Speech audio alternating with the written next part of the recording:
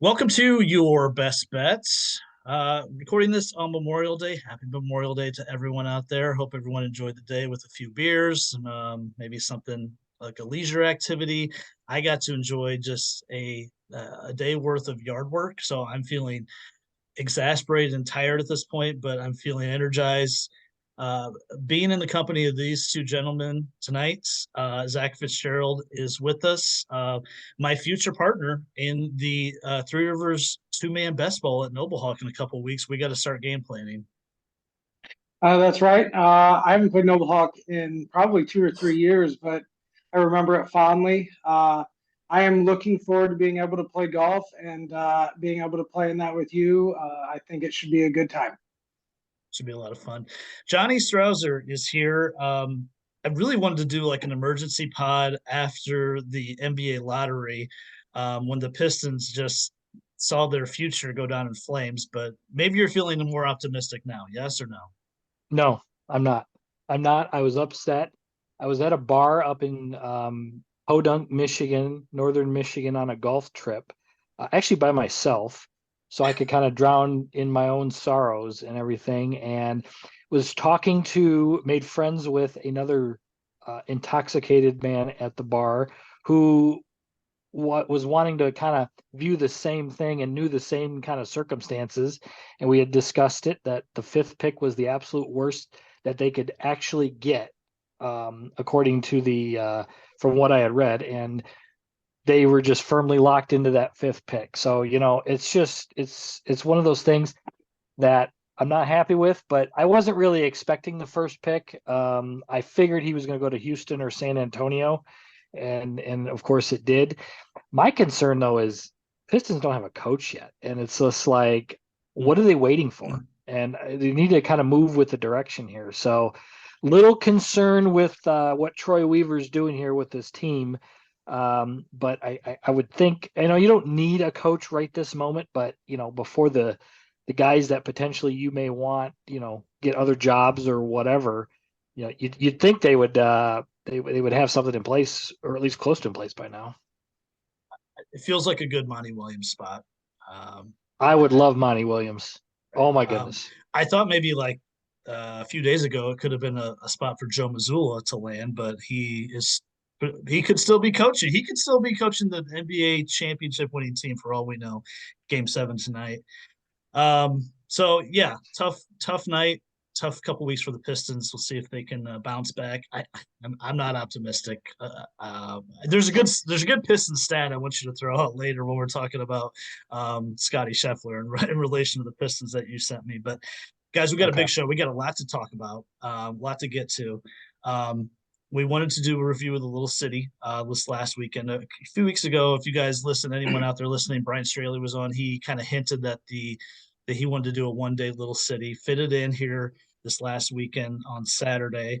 Our own Zach Fitzgerald played. Zach, how did it go for you out there? For me personally, it was a struggle, but just being able to play competitive golf was fun. I had the pleasure of playing with Jason Herberger and Scott Toner. I got to see Jason play a fantastic round. And I had a really, really good time. So the weather was perfect. Golf course wise, I mean, obviously Gary, very hospitable, did a great job. A fellow Fort Wayne Golf Association golfer, Travis Whitman, from what I understand and just found out, is kind of doing the greenskeeping out there now. So course is in good shape. You're not going to get the super fast greens, but we understand that. You're going to get good conditions. You're going to get slower greens, and interestingly, whenever you hit, no matter the shot you hit, it's going to bounce about 3 or 4 feet in the air, and then it's kind of going to stop. But it is weird. It's kind of like hitting onto a trampoline, almost. It's a different style of golf, but once you get to know it, it's really not that difficult. So I really enjoyed the day. Got to see a 7-hole playoff, which from what when I talked to Straley during it, that was the longest it had ever been. Okay, I Um, had wondered. I had wondered if there was a record book on that. I had asked, like, I think when we were on maybe the 6th hole, and he had said this. His answer was just this. So I didn't really get, previously it just said normally they end on the first hole or the second hole. So yeah, it was pretty exciting. And I was glad that. real quick for you, I mean, for those who don't know, you've been injured. So how are you feeling? What percentage wise, where are you at? I don't, it's hard to say because, I wasn't going to play in Little City. And then Thursday, Jason and I play in league, and I played really, really well and felt, hey, maybe this is the turning point. I'm back. And then entered Little City with like 10 minutes left to go to be able to enter. And then woke up on Saturday and wasn't feeling bad or anything, but get to the range and either I can turn my hips or I can't really turn my hips, and couldn't really turn them quite well that day. So I was just trying to hit a bunch of knockdowns and started out really slow, 3 bogeys in the first 4 holes, and it was kind of hard to get it back. But besides the point, I mean, I had no expectations. I was really just happy to be playing, and maybe at some point we're going to get back to when we can feel competitive again. But I'm enjoying being able to golf.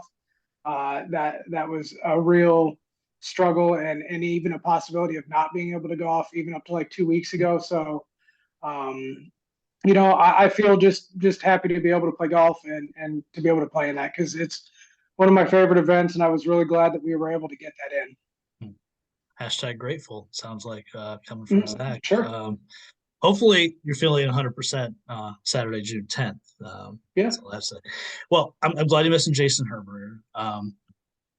The big surprise is he is with us tonight to talk about his performance from the past weekend, his runner-up, and we're going to bring Jason in right now.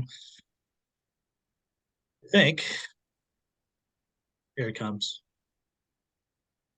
And Jason will talk about it, but 63, 2 under, three-way playoff. Here he is. Jason, you got us. What's up, dudes? What's up? What's up, man? Hey, congrats on the What's up? Congrats on the great tournament on Saturday. At least you're part of a record-setting playoff, even in a loss.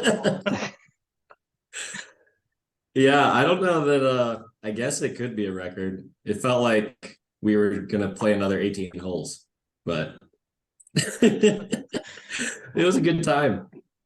And I would say for a second there, it kind of felt like you guys were certainly going to get through 9. It was you guys just matched each other shot for shot. It was pretty crazy. I had asked Straley on 6 if it was the longest one, and he said, yeah, it was the record on 6. So you guys do have the record on that. Nice. Well, I'm glad my name's up there for something. Well, and I mean, you got through the day with Zach Fitzgerald not weighing you down in your group. I did. That was tough. That was tough having Zach in the group, pushing his cart around. First time being back in a while, which was great. But no, all jokes aside, Zach, it was good to see you back out there on the course again. Looked like the back wasn't, I don't know, it was stable enough, but I mean, I knew pretty quickly that that I was going to struggle to hit, the shots that I needed. But you were playing really, really well, and I was really, really excited to kind of watch that. And Scott was fun to play with, and he was hitting some good shots. And I mean, we all hit good shots, but really, I mean, it kind of came down to the fact that, pretty quickly when I think you had gone 2 under through the front, and I had said so. I don't remember when it was, man. It was either on 6 or 7 in the regulation round, and I had said something to you. And normally you're very like jokey and stuff, and for like kind of the first time in the day, you kind of like had said something short to me and quick, and then kind of got back to your stuff. And I was like, well, at this point, I kind of knew that you were feeling it, and that you knew that you were feeling it, and that you had a chance. So at that point, I kind of just wanted to try to make my pars and do what we could to kind of stay out of your way. So it was certainly a good time. Yeah, I felt like I was zoned in, I guess, for a little bit, but yeah, I think I was 2 under through 7. I think I hit the first 7 greens. So I didn't miss a green 1 through 7. And then 8 hit a shot off to the right. And I think that was the first green I missed. And it was a tough up and down, but luckily I chipped it close enough, made a good putt. And then 9, I think I missed. I had a good look on 9, but missed it. Yeah, and then the back 9 was a grind, I think.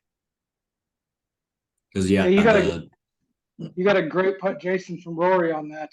I think it was about an 8.5 footer on 8 for par. Broke a little bit. Rory was I was a walking you little for left to righter, this and shot out too. if you see especially 8 out there, like you see, I think the pin was in the back left, and it was on I don't know, it was kind of in a funky spot because I saw where you were putting from too, and I saw yours break before. Yeah, and then I got up there to look at mine. I'm like, well, I know it's going to break, but I can't tell how much. Usually want to play less break, but sometimes, it looks like it's going to break less than it does. Sometimes it breaks more out there. And yeah, like that was, I think that and just hitting greens in general, those two things the whole day, putting and hitting greens was what carried me. Because my tee shots, like, I mean, Zach, you saw every one. Like I wasn't hitting every fairway. No, I thought you struggled a little bit with the long iron off the tee for a lot of the day. You weren't like slicing it, but you were just kind of like straight pushing it a little bit and just flirting with the right side of the fairway on a lot of holes. And it didn't really, 12 it kind of got you, but I don't really think that. I think on 12 you just caught a flyer and hit it over the green like 30 feet, which is unlike you. And 14, I mean, honestly, the bogey you made on 14 was pretty special because to hit it that far left and high where that pin was is crazy. That was I am very thankful for that bogey. So yeah, pin was back left. I hit my shot long left in the shade. I ended up, I don't know, knocking it on, I don't know, like 40 feet probably past the hole. Yeah. And then I absolutely demolished my first putt. Luckily, it was on a great line and hit the back of the cup and ended up 2 inches away so I could tap it in. But if that doesn't hit where it did, I was probably going to have to get up and down for bogey. Or double, I guess. Yeah. I would have had to get up and down for double, which would have been, then who knows where my head would have been. I would have been, reeling, whatever. But yeah. And then not to mention the fact that on 15, I'm sorry, Phil, I didn't mean to cut you off. But then on 15, he pulls that same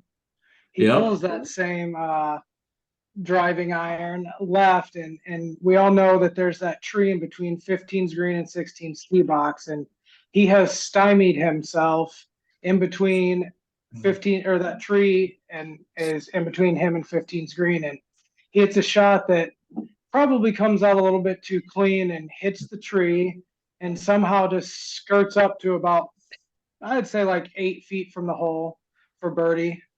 Doesn't make it, but still, I mean, that was a great break. And then went on to hit an exceptional shot into 16 and a good up and down on 17. And then obviously birdie on 18 was great.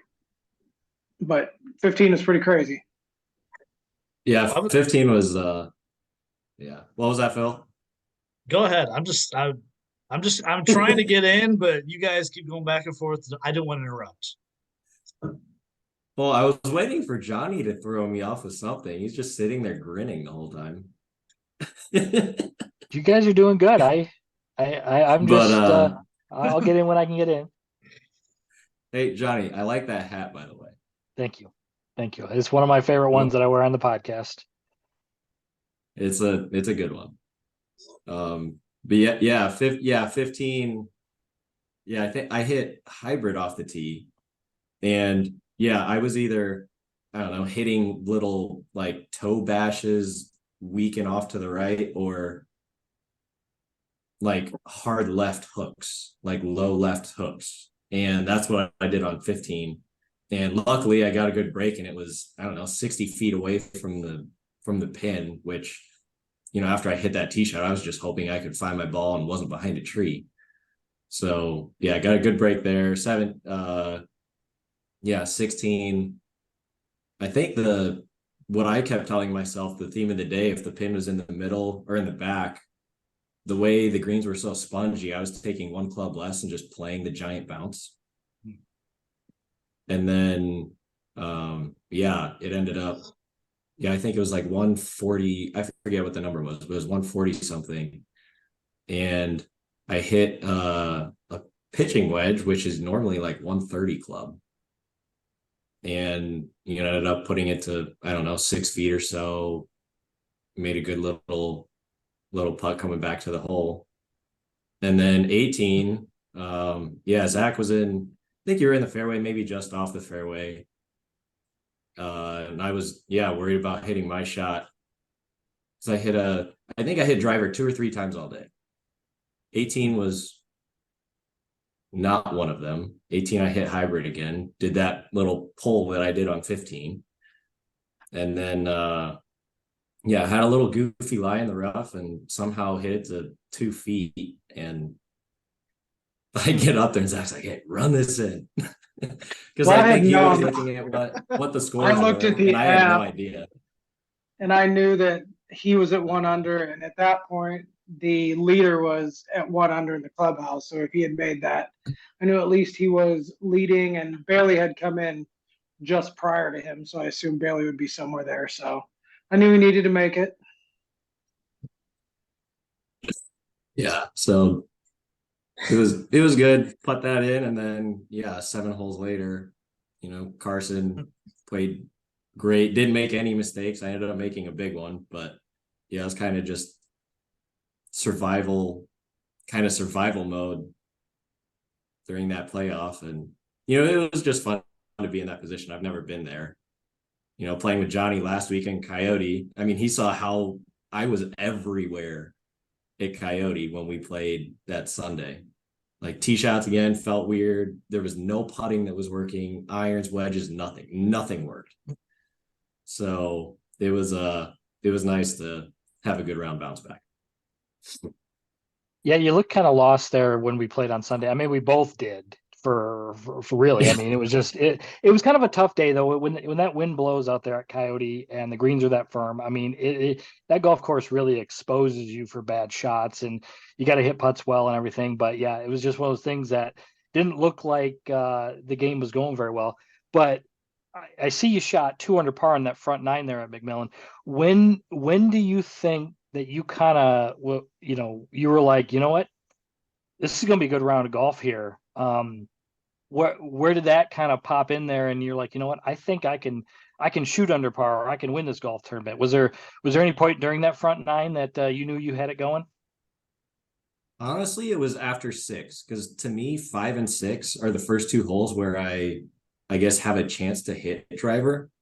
And playing with Zach and League at Riverbend on Thursdays, I thought I had driver figured out, because he was telling me to raise my hands, because a lot of times my hands get low, which a lot of times I don't feel, but it feels natural, so I don't notice it. So I hit a couple good drives during League Thursday. I'm like, all right, we're back, this is good. And then we get to 5, which a lot of people will hit driver there. I mean, you got the stuff off to the left with that fence over there, but right, you got trees. So I think I hit a 3-wood maybe, which didn't get me in trouble. I had a wedge into the green, but it was one of those things where I'm like, I don't know, it just doesn't quite feel comfortable yet. So after I got through 5, made par 6, I think I hit 4-iron off the tee, hit a good one down the middle, had a chance, missed my birdie putt. But after getting through those holes, and I'm like, I'm 1 under. I hit one close on 4, made a good birdie there. But after getting through 5 and 6, I was 1 under. I'm like, we could do something here. I'm like, I've hit every green. I'm like, I just got to keep hitting greens and giving myself a chance at birdies. If they fall, great. But if not, I like where my putting's at. So yeah, honestly, after I got through 6 and I was 1 under, I'm like, this could be something. And then we got to the back 9, made a couple bogeys, and I was like, all right, we got to grind.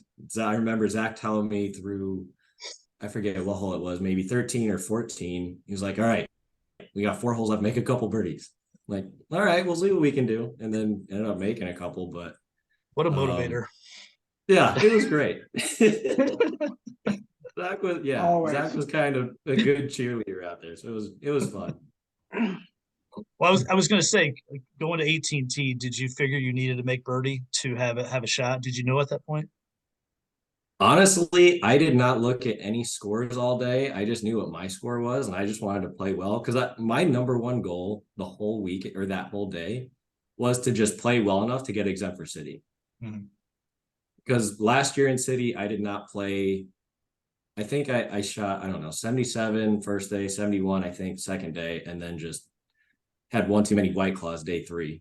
And then, yeah, so I didn't get my way in from last year. So I'm like, all right, I got to do well on this because I'm also going to be out of town for the qualifier at Cherry Hill. So I knew that was out of the picture. Like, all right, well, we got to do something here because Coyote didn't work. So that was my number one goal. So, all things considered, I'm glad that happened. And then, ended up tying for the lead with Bailey and Carson. Getting into a playoff was just a bonus to me. So, but yeah, going to 18, I mean, I was 1 under. I'm like, well, honestly, I wasn't even thinking about score at that point. I'm like, I just want to finish strong here. Par, maybe birdie, hit a good tee shot, give myself a shot at the green. Because, I liked how I was hitting my wedges. If I have a chance, I like my chances at making birdie, maybe. And then I think I hit I think 120 out, pin was towards the back. I was in the rough and it was kind of sitting down a little bit. So 120 club for me is usually a 50 degree wedge. So usually gap wedge. But like last thing I want to do is go long. I know it's going to take a big bounce if I hit the green. So I took one less, landed on the front, took a giant hop towards the hole and ended up like 2 inches away. So, nice. Yeah, I was just happy to, hit my tee shot, not in any of the trees and have a shot at the green. But yeah, Phil, I wasn't thinking about, the lead or winning or anything. It was just, let's finish strong with a par birdie. Nice. It's the old slogan. It all takes care of itself if you make birdies and post good numbers, right? Obviously the 3 of us have played with you, a lot. But for those that haven't played with you, what do you feel like is the strength of your game? What's the hallmark of Jason's game? I'd probably say that I think it's ball striking, and then my putting is, more often than not pretty decent. My tee shots, I think, are where I have the least confidence when things do go sideways. And that's mostly with driver. But generally, irons and wedges, especially wedges, like that's what I think my go-to is. I've never really hit the ball too far off the tee. I can, I don't know, 275, 280 maybe. But yeah, irons, wedges, and then, just being able to hold on with putting. I think that's what it was. Like hitting greens and putts, like a lot of times I'll get sometimes frazzled over, 3 or 4 footers. Like those make me nervous a lot. But lately I started putting those short ones claw, and then I use a traditional grip on everything else putting. And I think that's made things kind of steadier. So, but yeah, putting, and then, wedges and irons probably. Zach, Johnny, you have anything else for Jason before we can let him go and he can get back to like a pickleball tournament tonight? Why do you say that, Bill? Because I'm playing in another one this weekend. So I'm not I figured. No, I'm good. I'm good. Congratulations on the finish. Congratulations on the round and getting into city. Thank you. That's a big deal not to have to stress over your next couple events and knowing that you can't make the qualifier and everything. So you can just kind of prepare your game for the for that weekend and not have to worry about getting it ready to go to finish high just to be able to make it into the city championship.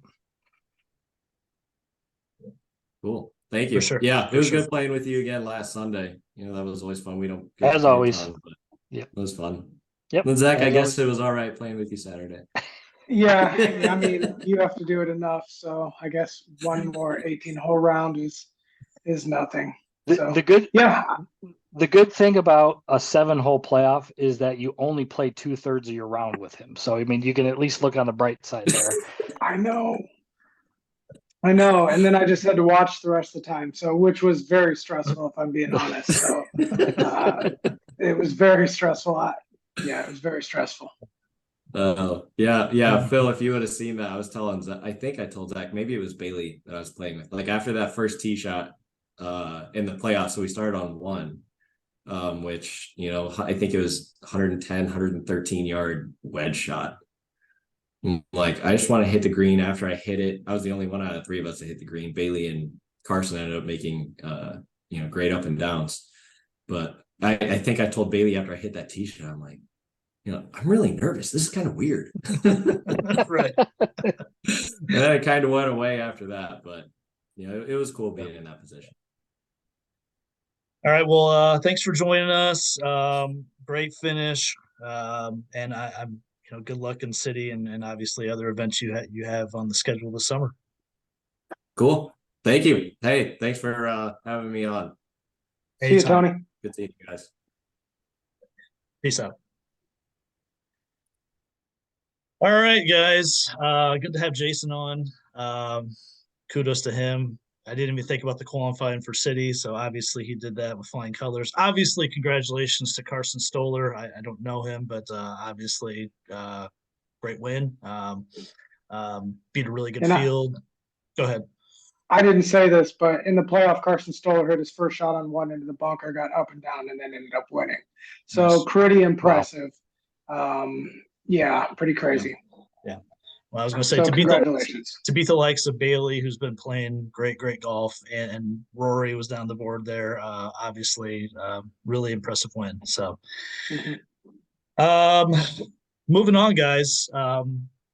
We didn't get a chance to break down, at least to even debrief about the PGA from 2 weeks ago. I have a couple of mea culpas / apologies to make and own up to.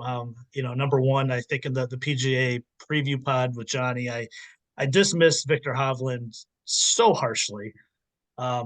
And I guess I need to walk that back and say I'm wrong. I was wrong, and I will respect him going forward, not only from his past 3 major performances, but it appears like he's really made amends to his short game. So I have to take him seriously, and I want to because I love Victor. The other big mea culpa is that I can definitively say that I was wrong about live guys not potentially being competitive in majors. Way wrong. I still feel the way I feel about the tour and the product, but for the first 2 majors, Brooks, Bryson, Patrick Reed, maybe a couple other guys in there, they've obviously shown that their competitive mettle is still where it was when they were on the PGA Tour, and I was wrong. So I want to leave with those 2 thoughts. Besides the fact that Brooks is back and he's terrifying. Johnny, what were your thoughts? Or what are your thoughts going forward into the next major based off of what we saw 2 weeks ago? Well, I think that what Brooks did on a great layout and they made the condition of the golf course just perfectly was fun. And that's what Brooks does. That's what he has done. That's why he made a lot of the PGA Tour seasons of past years very, very interesting by being a major player in these major championships. And I think the one thing about the Live Tour golf schedule is it has allowed these guys to get the necessary competitive reps that we've always talked about and so they can peak for these major championships. And I think, like I said, Greg Norman's done a lot of wrong things with that tour, but one of the best things that he's done is this schedule that he has created. And now that they're playing 14 events or something like that throughout the season, they can get a lot more competitive reps, and that makes it that much more interesting for these live guys, because it's not as much of a a transition coming into a major championship like that. But Brooks, badass Brooks like this, when he's feeling it, when he's healthy and playing good golf, is terrifying. Like you said, it's so good for the game too. And it just makes, when he's like this, not that he was a big regular season event guy, but it's good to see that he's playing this way and becoming a major factor, because him in a major just makes things all the more interesting. And if you look at a lot of guys in the past, and we'll throw out Tiger because Tiger's just Tiger, but if you take out other guys, the major championships aren't nearly as noticeably compelling if another guy like a Dustin Johnson or a Bryson or any of these guys are missing. But when Brooks, who just has the tendency now to play really, really well in these major championships, he makes it much more fun. And whether you root against him, whether you root for him, I actually live bet him.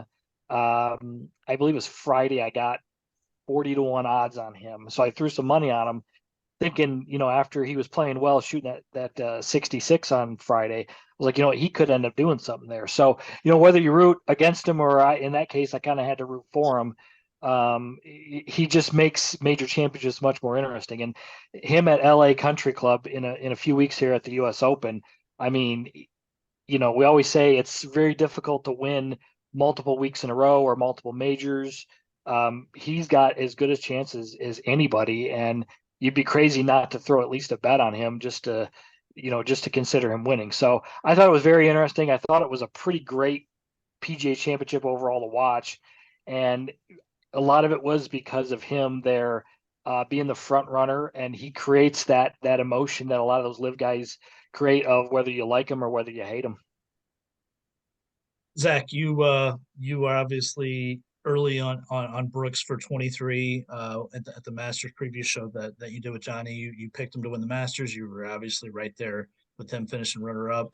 So you kind of predicted the Brooks renaissance before anyone. So what were your thoughts, and how are you feeling about him the last two majors?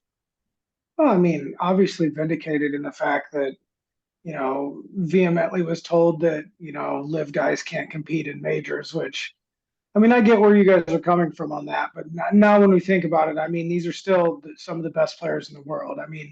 They didn't just stop being the best players in the world because they went somewhere else. But that's not the point.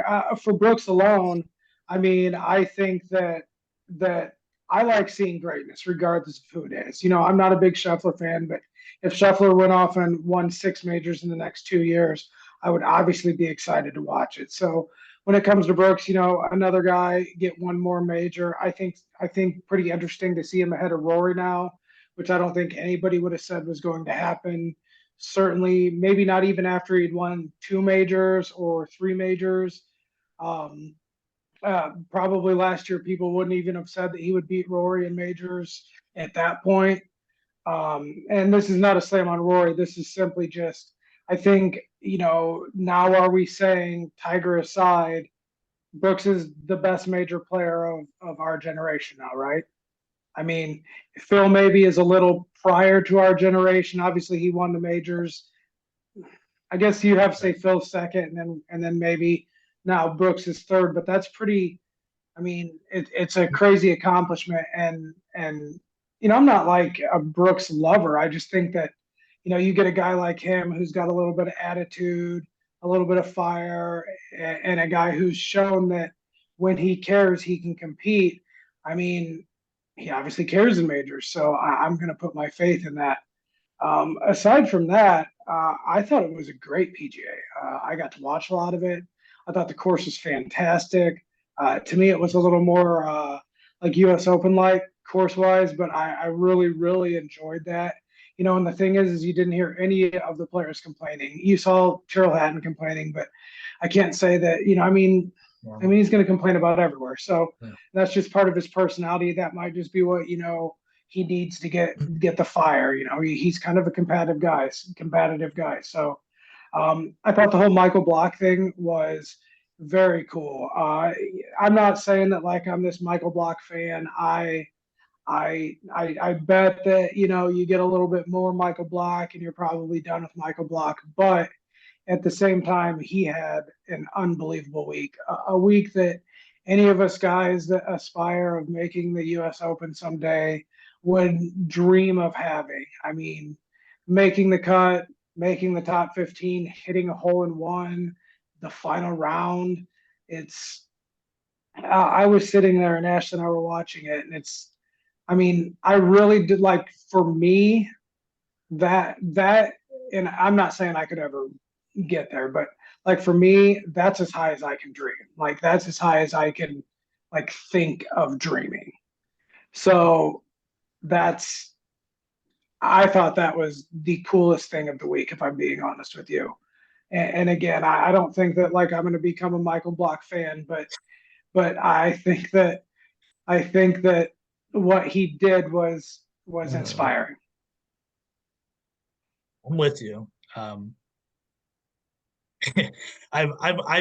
was thinking about this after he made the hole in one of 15 playing with Rory, and then he has this ridiculous up and down on 18 to get into next year's PGA. But I'm like, this a movie script would call this too far. It would be too ridiculous. Like Exactly. it really would. Like the ace on 15 was just like no way. Like was it fabricated by the PGA Championship? Did that really happen? Well, they came back from commercial and then they were like, "Here, watch this," and then it's like, Right. bullshit. This isn't going to happen, and then it does. Yeah. Now, I mean, did he kind of jump the shark on Tuesday when he started doing too many interviews and started saying crazy things? Maybe, maybe it kind of came back, but I'm with you. Sunday was pretty remarkable, but I wanted to follow up with your one point on Brooks, and it's not necessarily for me, Zach. It wasn't exclusively, oh, he's on live, so because I don't feel like it's as a competitive as a tour, he's not going to play well in majors. And part of it was I kind of just wrote off Brooks in majors at the end of last year. I think he had 6 in a row where he really played poorly. I thought he was injured. For what it's worth, the Netflix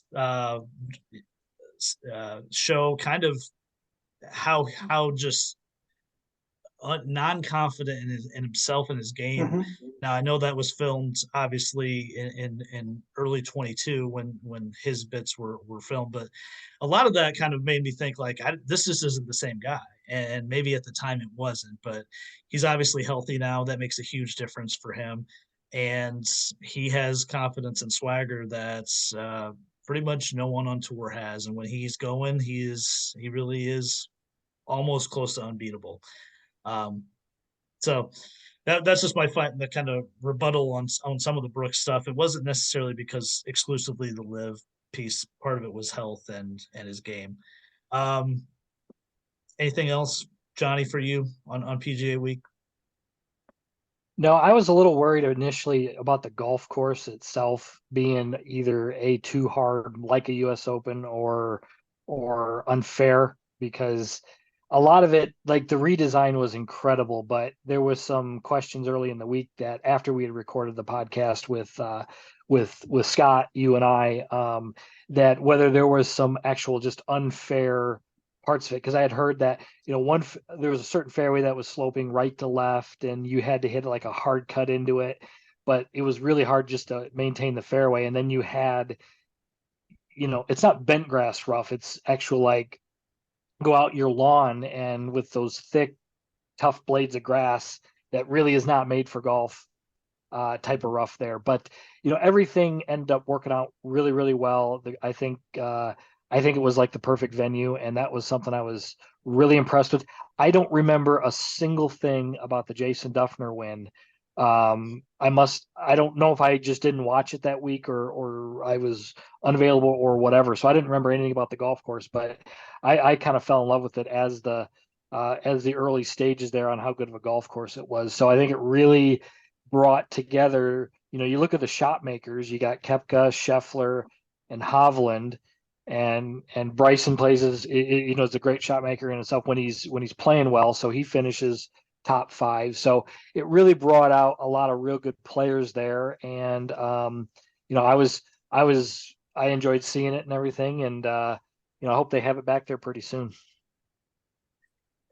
And final point for me is, we talked about this before the majors started, that the elevated events are nice. It gets more of the top guys together, but now the 4 majors hold this utter huge importance, where it brings the top live guys back to play with the PGA Tour guys and the 4 majors, so they have even more importance, it seems like, than years prior. And it felt like that even more, Masters and now the PGA. I challenge you both, and this kind of leads into this little segment, is I challenge you both, or you kind of get all these names, top guys thrown around, and like, who is a top guy, who is a star? For us, we're golf fans, we're golf. I mean, we watch this stuff. We know a lot of these guys. We know the 100th guy in the field pretty well, embarrassingly enough. But for mainstream, like, who are the guys that really matter, and they make an impact, maybe just beyond golf, into sports fans and the bigger sports world. So I asked you guys to come up with your list of 5 guys. Who are the 5 guys that really matter in today's golf landscape? So I don't know if we want to just name your 5 and we kind of say why we did it. I'm interested in Zach's list because he said we would be surprised by one of them. So Zach, who are your 5 guys that matter in golf? Well, I think that number one's going to be the same for all of us. I'm going to say my number one's Tiger. Are you guys going to say the same thing? Well, I made 2 lists. Okay. I made one without Tiger. Okay. I don't know about Johnny. Yeah, I didn't actually put Tiger on my list. So. Okay, perfect. All right. So I think that we were talking, that we were concerned that maybe the list will be the same and maybe they won't be. So my list goes Tiger, and I would just say Tiger, I think, still, even after all this time, still pushes the needle more than anybody else. At the same time, I don't feel that is at the same level as it used to be. So it's starting to slow down with his inability and constantly getting injured and getting older and stuff like that. He's still going to push the needle every time he plays, but luckily we have other gentlemen that are starting to ascend and are really being liked by the fans. So my number 2, if we're talking about just in golf, would be Jack Still. I think that Jack still holds an elder statesman area in golf. If we're just talking about golf as a whole, I think Jack would still be my number 2 in the older generation, what he means to them, stuff like that. My number 3, I put Rory, and I just think that Rory kind of, is kind of the mouthpiece of the PGA Tour now. I think he's kind of the mouthpiece of, the 30-something generation of golfers, and that's perfectly fine. That's no issue. I think he does a good job at it. I think he's a good player, and I think he's a good person. So no problem. My number 4 is Spieth. I think Spieth is probably the most beloved golfer in America right now. I think at one point it might have been Fowler, but I think that Spieth is kind of now that.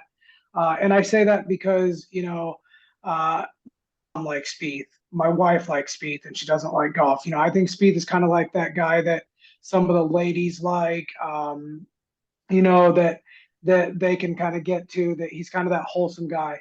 And then number 5 is Hideki, and that's because I think Hideki runs the Asian golf market. And I think what we see in Tiger and Rory and Spieth, I think is not Tiger. I mean, Tiger's a superstar, but I think what we see in everybody aside from Tiger, we don't understand what they see in Hideki in places like Japan, or probably maybe I would just say Asia, but certainly Japan. Hideki is a superstar, and there's a reason that Liv offered Hideki so much money. It's because he drives Asian golf. I mean, he's a superstar in Asia. So if you're trying to make golf or the PGA Tour a world game, you need Hideki. That's why they made the Hideki rules for him to get more money, or like Tiger said, Hideki deserves more money to keep him. It's because he's the gateway to Asia. So for me, he might even be higher than 5. When I thought about it, I think he certainly deserves to be in the top 5 of importance of golf worldwide. That would be my list. Okay, Johnny, rattle yours off. There's a couple names I wasn't expecting, but I like how you thought of these players more in a broad sense, and it makes a lot of sense that you picked a lot of those guys. Rory is my number one because of a lot of what you stated there. I mean, he is the voice. He is the one that is worldwide known for people of all ages, and his obviously what he's done in the last couple of years to either speak out against Live or speak for the PGA Tour. And he's such a polarizing guy in that, because there's a lot of people that are turned off by that. And you see he's probably still, and I don't even know if probably is the right word, but I think he's the most talented guy still left out there. He still should be in his prime and doesn't have any major championships to speak for it. So it's just kind of an interesting dynamic that he says a lot of stuff, very opinionated, very correct on a lot of stuff. I'm sure he's correct on not correct on some stuff, but he's got his opinion that he sticks with, and he also wants to be one of the best players in the world. And it's just very, very interesting that he kind of drives the interest of the tours of golf in general, and he still does, even though despite not having the majors going forward there. Jordan was my second one. He is the All-American guy. He is the one that, like you said, you've got non-golfers that root for Jordan. My wife likes watching Jordan, and she roots for him when he plays in events, and he's just got that that look, that whatever, that personality, that humility in his interviews, and he's just the dude. I think he is the American golfer, and even though he's not the best American golfer, he's the one who everybody pays most attention to. The other three, and I don't know the order of them, but I'm gonna go John Rahm.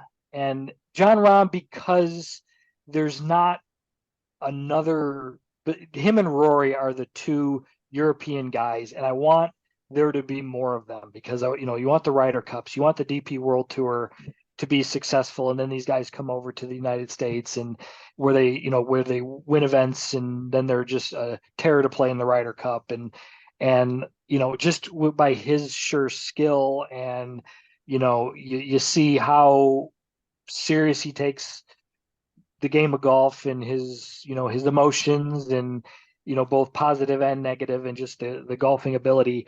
But he still has he still values a lot of what happens in Europe, and the Ryder Cup means a lot to him, and I think that's a big deal for the Europeans, because there's not that superstar that's totally ready to come over and dominate. They're kind of in a holding pattern as far as that. Number Adrian 4 Moran? but besides him, God, I I'm cannot joking. stand watching him when he does those swing rehearsals. Anyways, Brooks Koepka is number 4, just because of what he does in the major championships, and the fact that, like I said, you love him, you hate him. I already talked about him. I think him now healthy is great for golf, and it's just, it is what it is. And he's the bar stool guy. He's the one that he's the arrogant, cocky guy when he's playing well, and he's what golf needs, because he's kind of that heel, but he's also that, he flashes that smile, and everybody's like, oh, Brooks, he's a bro, we like him, and everything like that. So everything what I said before, and everything there, that's pretty important for the game of golf there. And then in kind of a surprise one, I would say the 5th one is Homa, but yes, for the golf game, and then also for, I think he kind of gets everything, and obviously his Twitter presence and social media presence is pretty amazing. And now he's been able to back it up with great golf. He's a guy who's just a good interview. He's entertaining to follow on social media and on the golf course as well, because he's going to win more events throughout his career. And I think he's one of those American guys who, I think everybody kind of envisions as a good Ryder Cup guy, a good team guy, not only because he's a great golfer, but because of what he supplies in the locker room there. So pretty chalky for the most part, but if we're talking like the most important figures now, those are the ones that just immediately jumped out at me. Good list. Mine looks more like yours than Zach's. Shocker. Criticism we get is we have too many of the alike answers to things, but I'll start with honorable mention for me. There's three I wrote down. One was Hideki, because I thought of the global appeal that he brings to the table. And Zach, you said it really well with he is golf in Asia, and I mean he has such appeal and star power there that I don't even think we have any idea what that looks like, but it's massive. Uh, Scotty Scheffler was honorable mention, and it's unfortunate that his personality doesn't kind of match, I guess, what his on the course game looks like, because it's just, I think if he had maybe a little bit more of a dynamic personality, that I mean he'd be insanely popular and insanely important in the game of golf. But if Scotty retired tomorrow, I think we'd all say like, yeah, that's kind of tough, but we're not going to miss him too much. Maybe we'll be glad he's gone because he's so damn dominant the last 2 years. Um, uh, so those were my two honorable mentions. My one was Rory. You guys said it really, really well with Rory. I think now we're to the point with Rory where he's become really just, I mean, he transcends golf. Everyone knows Rory. First name only kind of thing. Now it's just the questions of what else can he accomplish in his career. There was some really interesting, and this is kind of a side note, really interesting answers at his presser prior to the PGA about him, I don't know, almost being satisfied with his career if it ended today. And he plays so many mental games where like he tries too hard. He's prepping for a major, or he's not going to show up at all, or he's not going to practice a lot, or he's going to play the week before, or he's going to take 3 weeks off, and nothing's worked out. So I don't know if this is if this was like a kind of say what I'm the opposite of what I'm feeling, or I don't know. But it actually, after his presser, I texted Johnny. I said Rory's not going to win this week. I had no faith he was going to win the PGA after that because I didn't believe in him. I don't think he believed he was going to win. We'll talk about Rory a little bit more. Number two, I actually put Brooks Koepka at 2 because he sees himself as an athlete, not a golfer. And he's got this huge following. Johnny, you said it well, talking about the Barstool crowd. But I think a lot of pro athletes relate to him. And now he's on this quest for a shit ton of majors once again. And that's going to be really compelling to watch as we go forward. So Brooks is my number 2. I had Rahm at 3 because also a global figure, arguably could become Europe's best player potentially ever. It's on the table. Long way to go, but we're talking about the likes of Nick Faldo, Seve, obviously Rory, but I think in the end he's going to be in the mix. And right now, I think he's really relevant in the sports landscape. Forrest Spieth, for all the reasons you guys said. My number 5 was maybe just a personal choice. I'm hoping this game gets back on track to match what I feel like is a star personality. That's Justin Thomas. I think he's kind of got that. He's got a lot of athletes that follow him and relate to him, and he really does have star power. I think his personality, it can kind of turn some people off. There's sometimes where it kind of turns me off, honestly, but I think for the most part, he's a really likable guy. He's fun to watch, fun to listen to. He's engaging in press conferences and interviews. So now we just need to see him kind of get back on track to where he was 2017, 18, 19. I don't know. Any thoughts from either one of you on anyone else's list? I think that I mean, I think your guys' lists are fairly similar, which doesn't surprise me. You guys are, I mean, you guys think a lot alike. I mean, which is perfectly fine. I mean, that's great. You guys do very, very well when you guys put your minds together on the betting thing. It works very, very well for you guys, and that's excellent. I would say that there's a guy that I think you give him, and I think the Homa one was one I didn't think of, but the minute you said it, I was like, good.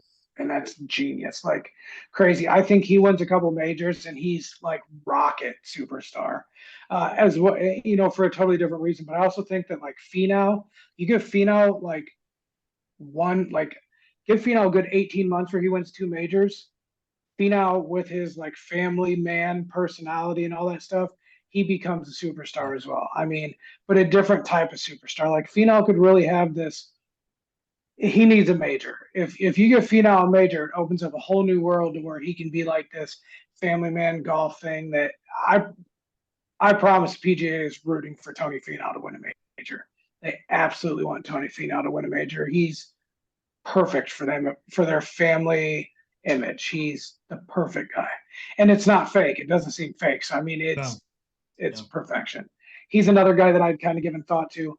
I also want to say that after looking at the golf course that PGA was on, the Andrew Green, I've been kind of like looking into him because I had never heard his name prior. And he's doing a lot of renovations here in the last couple of years and here in the upcoming years on some golf courses that are hosting some majors. So I'm pretty excited for that if he's done such a great job at Oak Hill. Yeah. So I loved it. I loved what he did. I thought it was awesome. But I put Cam Smith down too, originally in my 5 spot, kind of for the same reason as Hideki, that, he kind of drives, say, like Australia in certain areas like that. And he's got that kind of, I don't think that we realize here in America how less uptight people in Europe and other parts of the country are. And they look at him as a fun guy and kind of more of a reflection of themselves. So I thought he was good. It's just that, like you said, I don't think most people around here, even us saying it right now, realize just how crazy the Hideki thing is over in Japan. So yeah, exactly. And also, I'm convinced that Tony Finau will never win a major after his performance at Oak Hill.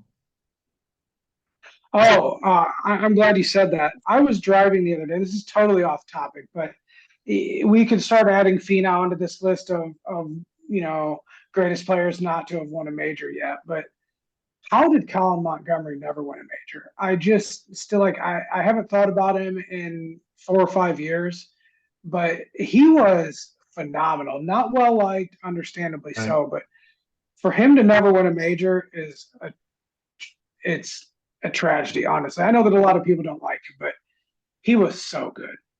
He was so good. I agree with you. I mean, I kind of thought the same thing about Westwood too. When you look at his career, his major run from 97 through 2012-ish. I mean, there was a ton of close finishes, and as much as I dislike Westwood, he was an unbelievable ball striker, just automatic. And so is Montgomery. I think we should do best players to never win a major list. That's a good one. I think we should. Not today, but no, I was so far in on Finau. I touted him in our show. I made him a best bet, and he was awful. And I'm like, oh, you fooled me. You fooled me by these wins the last year at the Rocket Mortgage and the 3M Opens and the Houston Open. You fooled me. God damn it. And I'm not going to fall for it again. I will not fall for Tony Finau again. I won't do it. I'm starting to become Go ahead, Johnny. Sorry. I would say he's going to drop to like 45 to 1 odds, and you're going to be like, yeah, I'm all in on Tony Finau here. You say you're out on these guys, and then then you see their number, and it's like, oh, what if they do win? But you're right on Finau. I mean, this was a very good opportunity for him to just hit a bunch of driving irons and not have to hit driver. And I just felt like it was a great opportunity to win win a major championship, or at least contend. Like, that's the other thing about him, is getting one of the last couple groups in a major championship, and consistently the talent that he's got versus the amount of times that he's in contention does not match up. And I know guys can grow into that and everything, and sometimes it just takes a chance, and it takes a good finish or a good Saturday or something like that. But man, you're right. He it's he just, you was can't trust him. he was 6 over through the first 10 holes of the tournament. Like, you can't do that. Yeah. I'm convinced Brooks was right when he said that shit 2 or 3 years ago about, like, he's already eliminated half the field in the majors, and he feels like there's 8 to 10 guys he has to contend with because either some of these other guys aren't mentally tough, or they can't handle the major pressure, whatever it is. But he's got to beat 8 to 10 guys that week. I'm Yeah. kind of thinking he's right. Really That's do. what Jack Nicklaus always said. Jack Nicklaus was like, you know what, the half the field's garbage, and then you got some that are going to play good and everything, and really you only got to beat 10 to 12 guys. I mean, and Yeah. Koepka's exactly right. I mean, there's, I think that compared to when Nicklaus played versus now, I think the fields are a little deeper now. But I mean, yeah, he's right though. Is you got a guy as good as Finau, but I mean, mentally, can he win a major championship? And that's where a guy like Brooks and Tiger and Nicklaus back in the day, that's where those guys excel. That they just know they're gonna, even if they're tied with a guy with 6 holes to play, they're gonna, they know they're gonna beat him 90% of the time. I mean, it's impressive for him to come back and have that type of performance after, admitted that he, put too much pressure on himself, or that he, got too passive and kind of choked it away at the Masters, and, said that he was going to come out and had his secret, which obviously was just to continue being aggressive. Yeah. I mean, obviously, anybody could see what he did was that he got passive and then slowed down. But pretty impressive to come out and shoot 2 over in the first round, and then followed up with 266s, especially on Saturday when the weather was, or I don't remember if it was Friday or Saturday, but one of the two rounds the weather was atrocious. And virtually lapped the field. A couple of other people shot really good rounds, but that those 266s were huge to put in that position. And we obviously know that he has the mental fortitude to win majors, but for him to come back after admittingly choking away the Masters, I think it's pretty impressive. Yeah, I like him as a player. I think that he's. I don't want to be crazy, but he certainly could win a few more in the next coming years and go higher up. Which transitions into 5 buy or sell questions. I like that. No real analysis here, guys. Just give me your first initial answer. If you want a 10-second explanation, great. My first question was, of all the modern players right now, so disqualifying Tiger and Phil mainly from this question, is Brooks Koepka going to end up with the most majors from that group, buy or sell? So I'm talking about the Rorys, Rahm, Schefflers, et cetera, et cetera. Zach?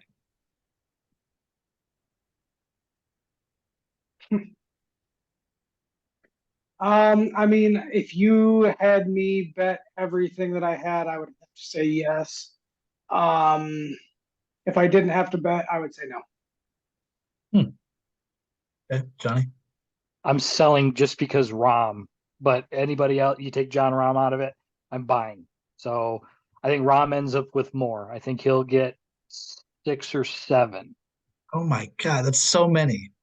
6 or 7. Morikawa is going to have 10.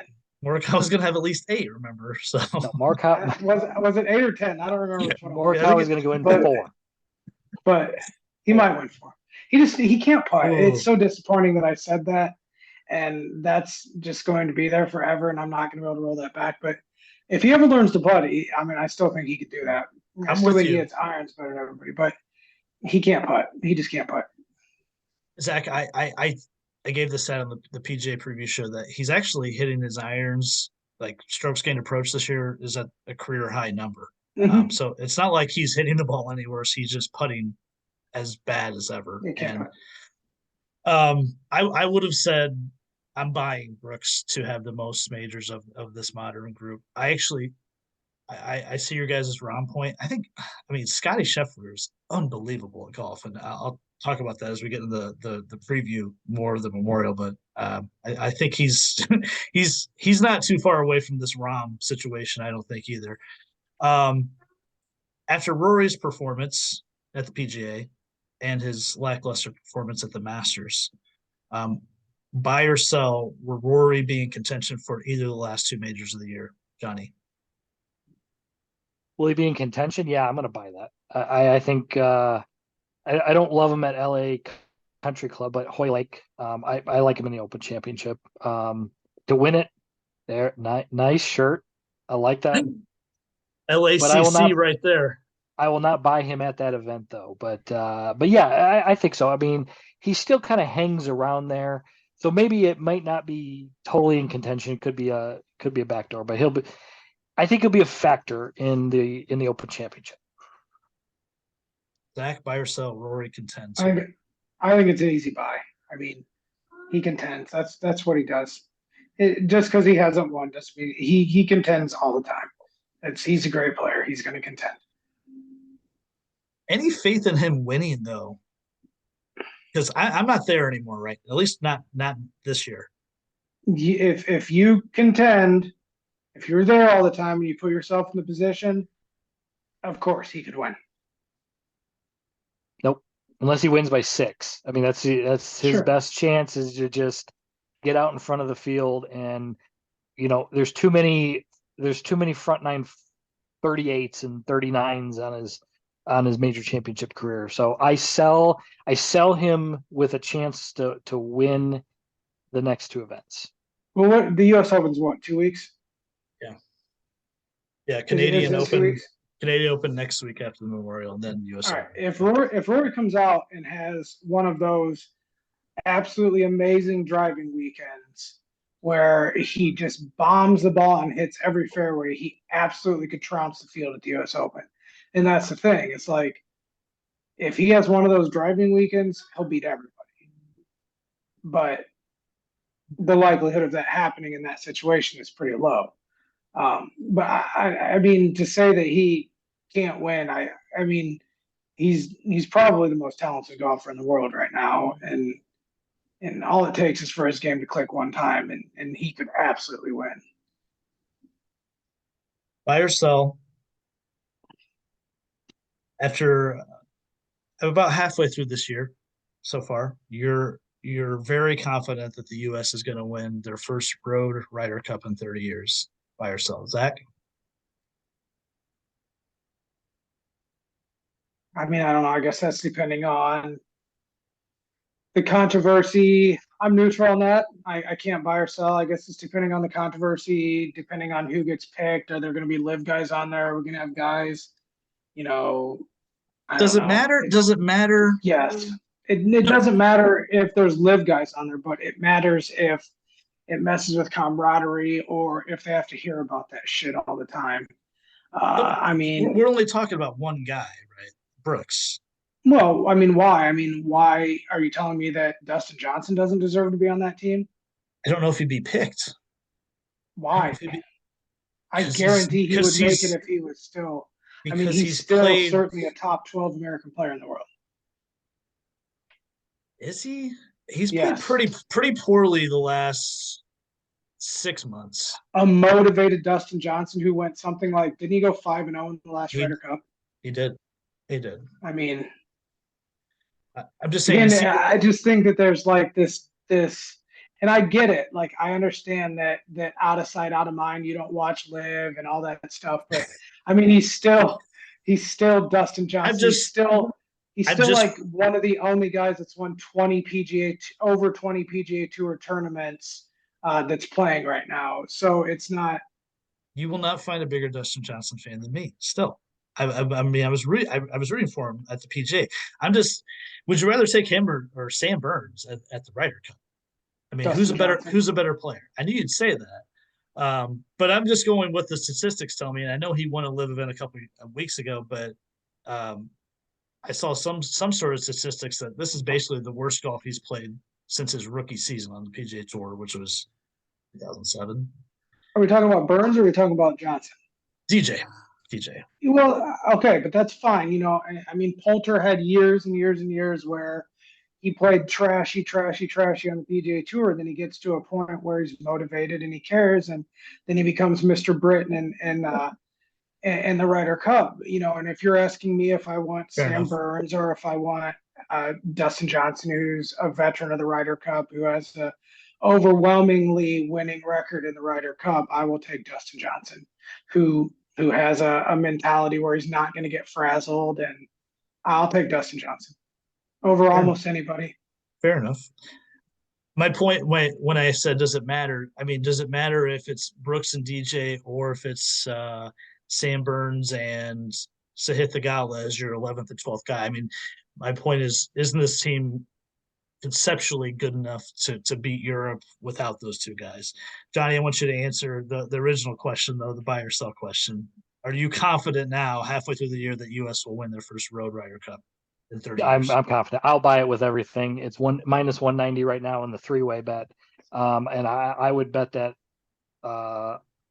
with extreme confidence. I think just because top to bottom with reserves, whether you put in live guys or not live guys for both sides, I think that the American team is just so much better. And I think when they go into a Ryder Cup, what I saw out of when they were at Whistling Straits there, it was just very business-like. They just took care of business and kicked the shit out of them basically. And it's not going to be that way in Rome, but I still think that I would buy that for sure for the U.S. team to retain the Ryder Cup overseas. Buy or sell, Corey Connors will win a major championship in his career. Johnny. I am going to, oh boy. See, I've already doled out how many majors I've given. 5 more to Rahm. I've given 1 more to Brooks. So do I give buy or sell? By the way, I say this because I was impressed with Corey Connors 2 weeks ago. So if he's going to win, he's going to win a Masters. Just loves Augusta and everything. And I know he played great at this.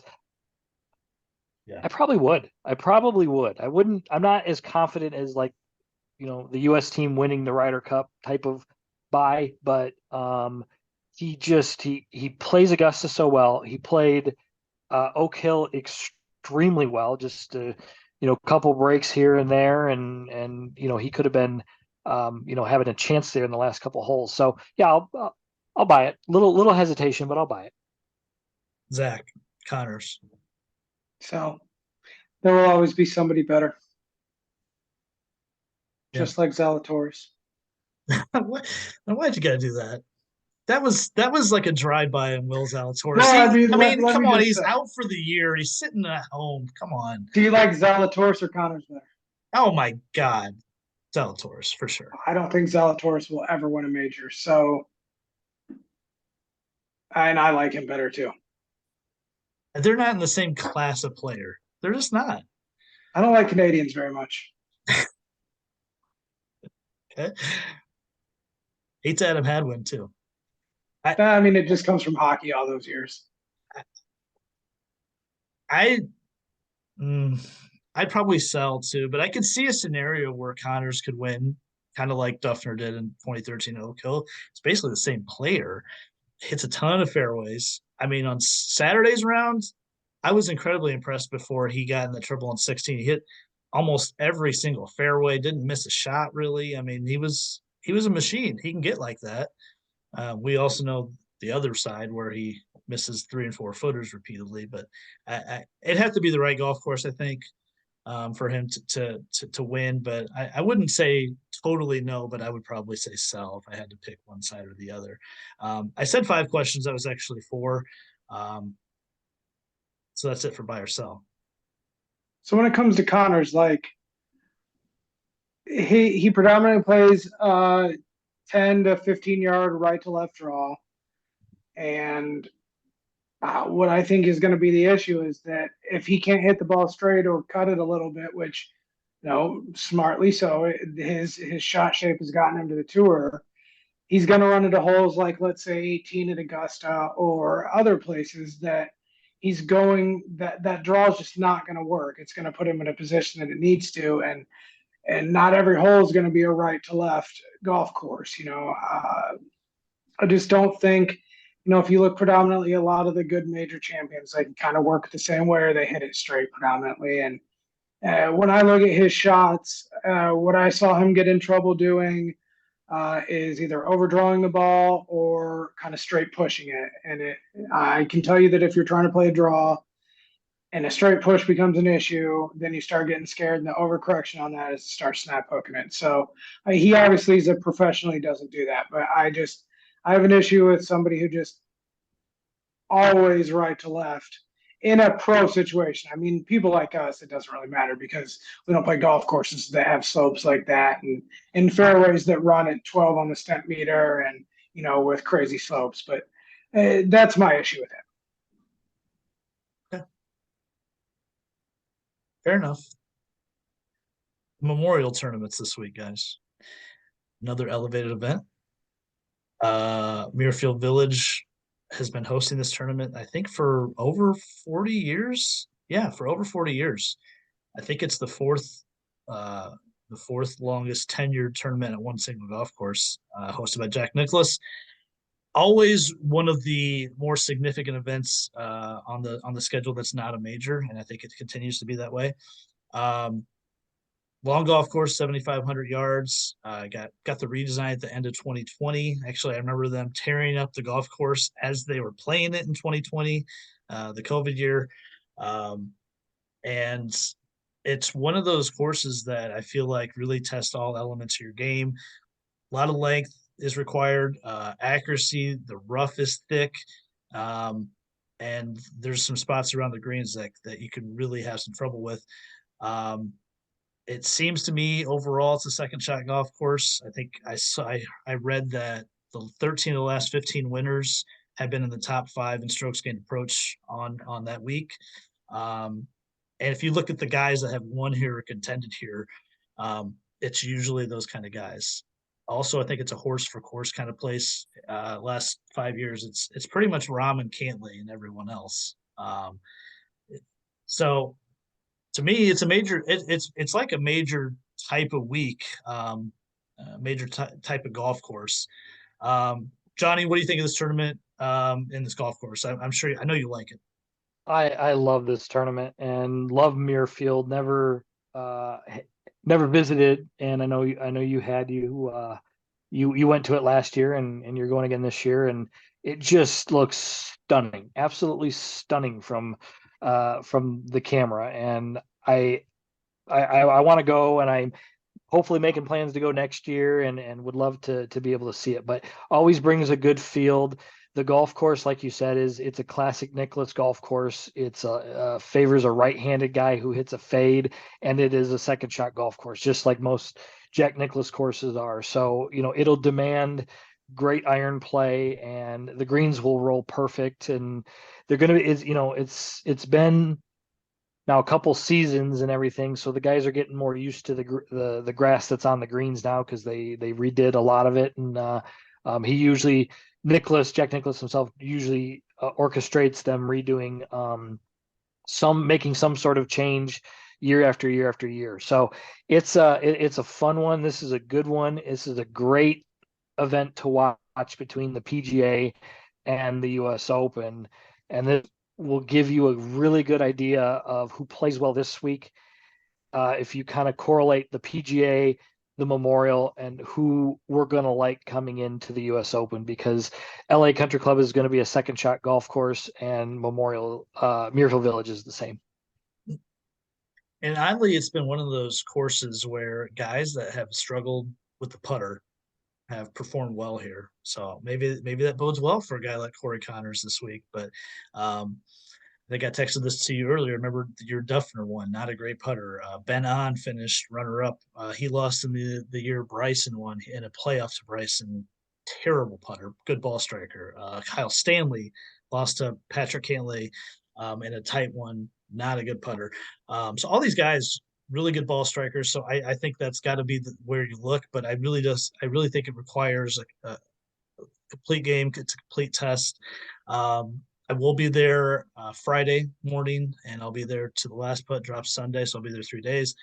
And after being on the grounds last year, it's so much better of a golf course than I ever thought it could be.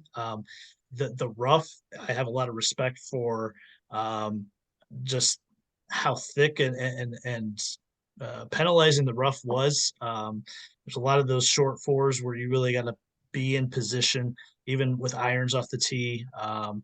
Number 3 is a really good short four where you got to be in position off the tee with so you have a wedge in, but it's not just in the fairway, but the right side of the fairway. And there's a lot of holes like that. So really like this tournament. Zach, is this one of your favorite ones, or are you kind of like, eh? Oh, I mean, I think it's a great tournament. I'm a majors guy. I get hyped up for the majors. I really don't.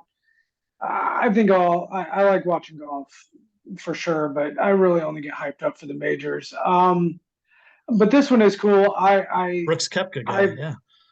Well, it's just there's other stuff to do, like play golf or you know, I I'm interested. I look at the scores and stuff like that, but to watch golf is I don't do it as much as I used to anymore. But no, I obviously I've talked to a lot of people that have been there. I do want to go to this at some point. The only golf tournament personally that I've been to is I think it was the BMW at Crooked Stick many years ago, and that was a great time. So I would really like to get to this tournament. I've heard it's beautiful. It always looks great on TV, and the golf when I do watch it is always great. It seems to have a good fun finishes and the golf course seems great. So it it seems to be kind of majorish and in the way that it's spoken about by everybody else. So Yeah. yeah. I do have a complaint I'm going to voice publicly. That's I'm taking my kid, and he's jacked. He's so excited. Our top 3 wish list of guys we want to see win are Rory, JT, and Cam Young. We agree, and it's going to be insanely hot next weekend. It's going to be, I think, 89, and 90 is what I saw last I looked. Guys, the price of water at the Memorial, and Jack Nicklaus, you're doing us wrong. First of all, you're not selling the milkshakes that you're so famously known for. Not sold to the public, just to the players. That's bullshit. Number 2, water, Dasani water is $5.25 for one bottle. Since I'm responsible for myself and another human being, and we'll be there for a good 10 hours each day. I mean, I've set the over under on the amount of money I'll spend on water at $150.50. Probably go over. That's insane. That's price gouging. I got a real issue with that. If anyone wants to look at price gouging, Woodstock 99. If you watch that documentary on HBO Max, pretty much the price of water is what started all that craziness at Woodstock 99. I'm not saying that's going to happen at the Memorial, of course, but what are we doing here, people? Cut that price down to $2 and you'll still make plenty of money off your Dasani water. Just my PSA. If they riot at the Memorial like they did at Woodstock 99, you will be damn sure I'll be watching that. God, I hope so. I hope they do. I'll be in the middle of it, Zach. I'll be in the middle of it. I will pray for you the best that you can, and if anything happens to you, I will think of you fondly. Thank you. The odds for the Memorial: Scotty Scheffler at +600, Michael Block at +600. Oh no, wait, Michael Block's not playing this week. Never mind. I thought he was one of the favorites. Jesus Christ. John Rahm at +750, Pat Cantlay at +1000, Xander at +1200. Rory has slid down to +1400, Victor Hovland at +1800. Morikawa at 22, Hatton at 25, JT and Jason Day at 25, Cam Young at 30. Those are the guys that are under 30 to 1. In any world, do you take anyone not named Patrick Cantlay or John Rahm at this course? Johnny? I think you have to take both of them, even at the plus 750. And Pat Cantlay, because the golf course, I mean, they love the golf course. They play well on it. And there's a good chance that either one of them is going to win the event. But, the numbers on these other guys are too bad there. I know we had talked about Victor Hovland this week. I was hoping, I think he debuted at 20 to 1, and he's dropped a little bit. They're sitting there at 18. So he still is pretty tempting. And we've talked, you got to have the good short game, but his iron play is some of the best in the world. So it's like, the guy can make a lot of birdies, and I think there's still a lot of value right there. The other one I kind of like is the Tyrrell Hatton. Again, I always like to get him closer to 30 to 1. So I'm not super gung-ho on the win bet, but I could see him in a top 10 finish with as well as he's been playing this whole season here. And he's even said it. He goes, you don't think of me as a guy who's going to play well on a tough golf course because of how you see me on the golf course, but he just does it because he's good. He's just a good golfer, and I think him at plus 250 at a top 10 bet is a great bet with a sprinkle on a win bet. So those are the ones those are the four that I like the most in that top group there. Okay. Zach, I know this is kind of the first year hearing about the odds. Does anyone catch your ear there? Well, I mean, I'm not betting anybody 1,000 and worse odds. I would assume just not win that week and take it off. To me, I'm always looking for a value bet. So, you said guys that strike the ball well. I like Morikawa and JT. I think that their numbers are pretty strong. And then I think you said Jason Day there as well. So if I'm placing a bet in that, I'm placing a smaller bet at longer odds because although I think that a guy like Scheffler and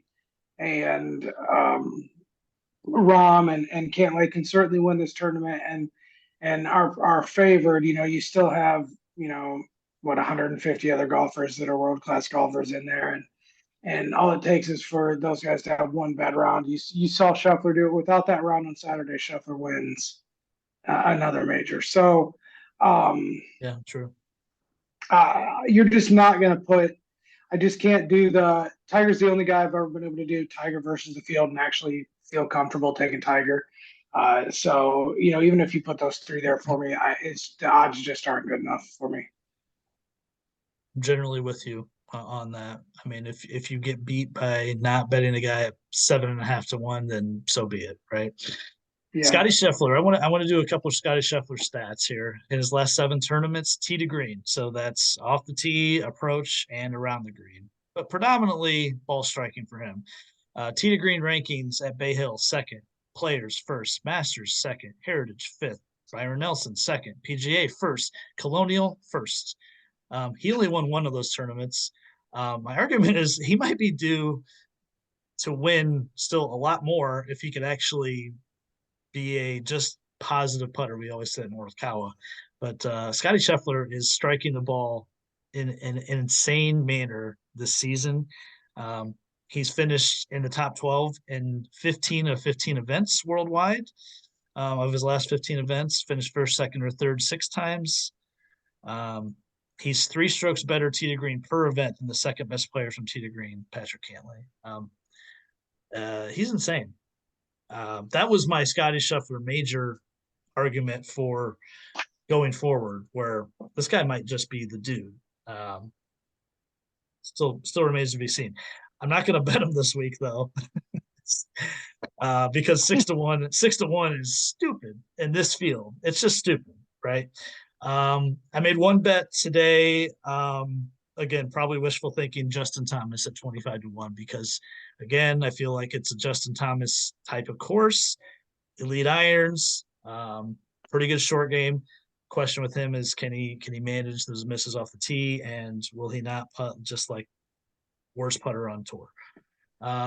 Jason Day is a member here. I've heard that every year. He's never played well here, interestingly enough, but obviously that has some allure.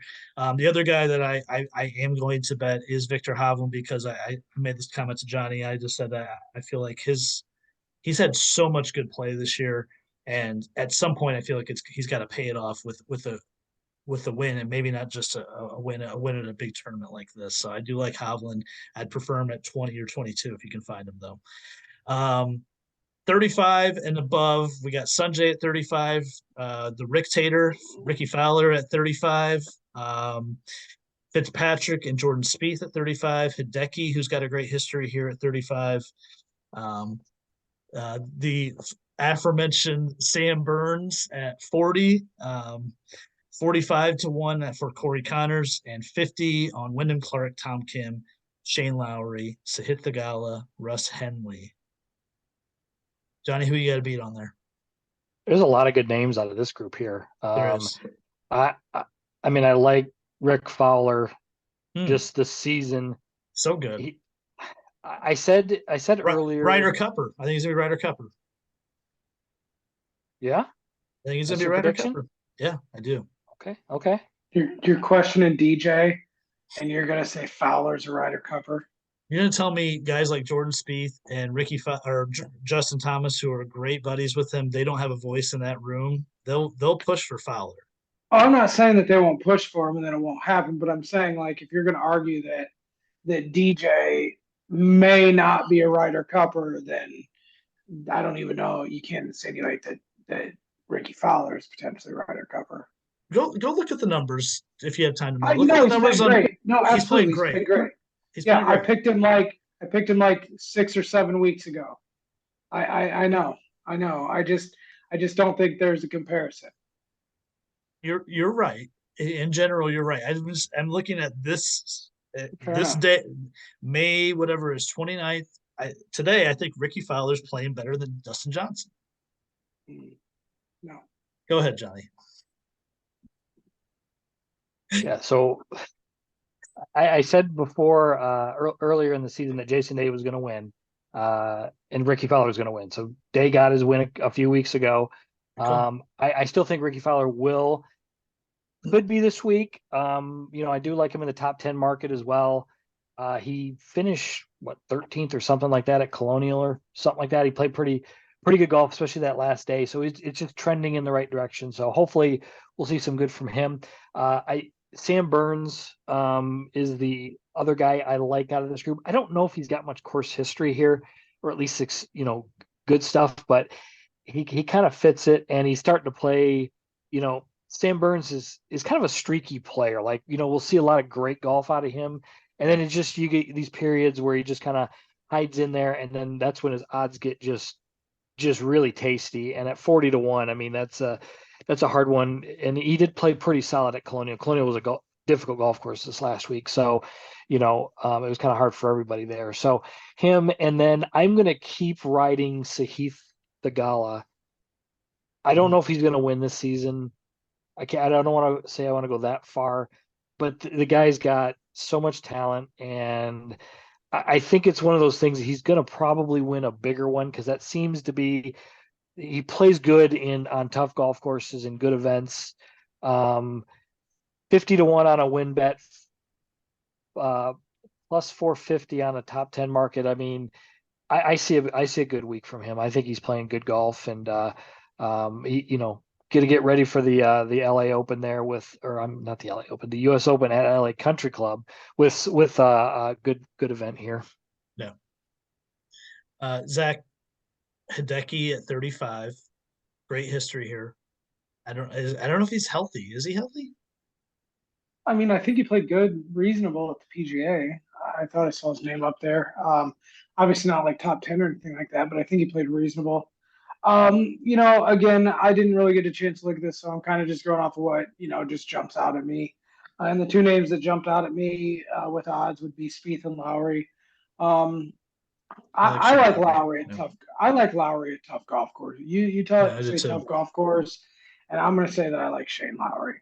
Yeah. I I don't like know that that. I think Shane Lowry is going to win, but I like Shane Lowry on a tough golf course for a top 10, a top 20 for sure. And if you're giving me 50-1 odds on Shane Lowry to win, then I haven't looked at the odds, but like, what are Shane Lowry's top 10 plus three Plus something? 400. Plus Yeah, 400. so insane. So I mean, like you give me that on a tough golf course, I'm gonna feel pretty confident on that. And Spieth, I can't tell you why. I just think that at times Spieth's name jumps out at me, and sometimes it's good and sometimes it's bad. So those would be the two that I would say in that. But Lowry's kind of really the one that, like, if we're talking about in this level, Lowry for like a top 10 bet, especially at that number, I think is pretty strong bet. Can't believe you like Spieth with his wrist and his kind of inconsistent play the last 2 weeks. But I'm not going to fight you over Spieth either. Do you know Spieth has 2 wins the last 6 years? That's Yeah. I mentioned this to Johnny. I think the last time we recorded, but I'm saying to Zach, that's kind of hard to believe. Just going out there. I mean, that actually is crazy now that you say that. But Yeah, if you remember, I mean, he had that 3.5 year stretch where people were like, well, I mean, is Spieth ever going to come back? And he right. won. I mean, he's playing better, but Always, yeah. He should have probably he's won it this year already, but yeah. maybe. I like Connors, Corey Connors at 45. Um, Hmm. Probably more for a top 10 plus 400, but I do think it's a good golf course for him overall. I love the Lowry play. I like Thigala, but I don't like him at 50. I actually forgot I did bet him this morning at 75, um, Hmm. which is Wow. that's I got in early at 6:30 this morning on a couple of these because I was so concerned about them. Um, yeah, but I do feel like I kind of had that feeling about Thigala, like where like dude's gonna win a big tournament. But I've said that about a lot of guys as well. 50 and above guys, give me a name or two anywhere on that list you like for the sake of time because we've already gone very, very long. Zach, if you're just looking at it now, is there anyone down the board there? I do not have it in front of me, so I was just listening to you tell me. But no. So I guess not. Johnny? Yeah, we'll go Hayden Buckley. I was big on him last week. He didn't do that well. Yes. But I think he's trending up there. I think he's going to have a pretty good summer here. And Justin Suh, after what we've seen from him, he's playing good golf. I think he's a good enough iron player that he can get around and sometimes struggles. He's a little bit of a streaky putter, but you can be that here like we've already established. So those two names jumped out at me right away. Is Matt Kuchar in the field? Yes, he is. I'm almost certain if Hayden Buckley's in the field, Matt Kuchar is going to have a good week. Almost certain of it, actually. Kuchar's at 70-1. That's actually pretty far up the board. I don't know. All right, so Kuchar's my guy that I like 50-1 Okay. and above. Got it. Of course, that's always a given. I mean, you get Hayden Buckley, I take Kuchar. That's Fair just perpetual. I like now coming off of last week. I don't think he's going to win again, but I actually do like this golf course for Emiliano Grillo. 90-1. I don't think he's going to win, but top 10 market at plus 750, top 20 would probably be about half of that. I remember actually following him for a few holes last year. He's a really, really good ball striker. So I think he could carry some of that momentum over to have a good week this week. I like, in theory, I like Keith Mitchell at 110-1. He's played really good golf at times this year. He's kind of cooled off a little bit, but some of the elements of Muirfield Village, I think, fit his game as well. It's a great number. And I always have hopes for Davis Riley, but that ship has kind of sailed on him winning at least an individual event at 180-1. I like Adam Svensson as far as a ball striker goes. The system play at 150. System play, Adam Svensson. Yeah, 1,000-1. He just shows up. I mean, he was right there with the PGA for a while, through 3 rounds. 1,000-1 or 1,000 plus 1,000 for a top 10. So that's my long shot guys that I like. Um, this is the record time for a podcast I see by the clock. But we had a lot to get to in interview, so yeah, I appreciate you guys staying the course here. Um, and we'll get some picks out on Wednesday and see what we can do for the Memorial. I'll be sure to post some. Man, I might post some photos in my story. Zach won't look at them because he's only interested in majors. But for anyone else following, might have some good photos from on the scene at Muirfield Village Friday through Sunday. So, guys, thanks for joining. It was fun. Enjoy the weekend. Thanks, sir. Check us out on YouTube, Instagram, and Facebook. We'll have our picks up Wednesday. Um, keep following the page and the podcast. Hopefully, we get some more player interviews as the summer goes along with some of the local events. Good to have Jason Herberger on tonight. So, thanks everyone for listening, and we'll catch you next time.